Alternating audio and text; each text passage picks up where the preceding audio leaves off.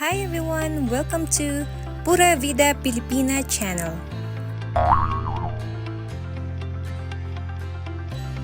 In today's video, I'm gonna show you 20 Bisaya words that are actually Spanish loanwords.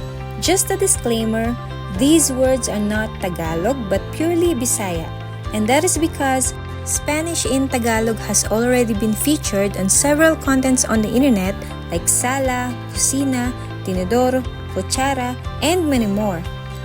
But those are used in both Bisaya and Tagalog.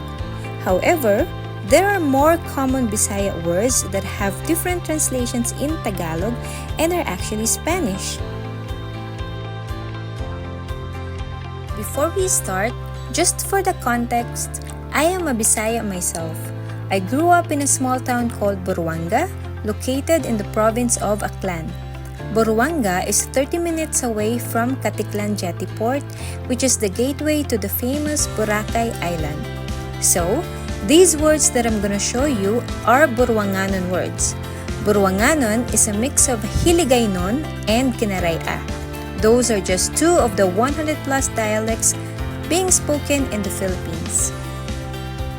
Well, these words I didn't know were Spanish until I got married to my Latino husband and learned a bit of Spanish myself. As a Bisaya, I thought they were plainly Bisaya words and was amazed when I learned that they are actually Spanish. Alright, this is it. I'm gonna explain it to you in this manner. The Bisaya word, the Spanish spelling, the meaning, and the Tagalog translation. The first Bisaya word that we have is abre or open. The difference with Spanish is instead of letter E, it's letter I with an accent. The next one is hilo or thread. It has the same spelling in Spanish, however, letter H in Spanish is always silent, so they pronounce it as hilo. Then we have temprano or early. It has exactly the same spelling and pronunciation as the Spanish one. Next, hasta or until. It has the same spelling as the Spanish one, however, again, letter H is always silent, so they pronounce it as hasta. Now we have pierde, which is lose or lost. It has slightly different spelling in Spanish but has similar meaning. Next on the list is barato, which means cheap, and it has exactly the same spelling and pronunciation in Spanish. Then we have tomar, which is take or drink. In Spanish, tomar is used when drinking or taking in any liquid like water, milk, those kinds. But in Bisaya, tomar is only used when taking or drinking medicine. Next is limpio, which means clean. It has the same pronunciation in Spanish but has a slightly different spelling because instead of Y, it has letter I.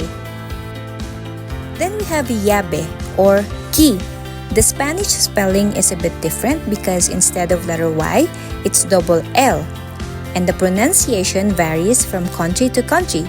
For example, in Spain, it is pronounced as llave, but in Costa Rica, it is pronounced as llave.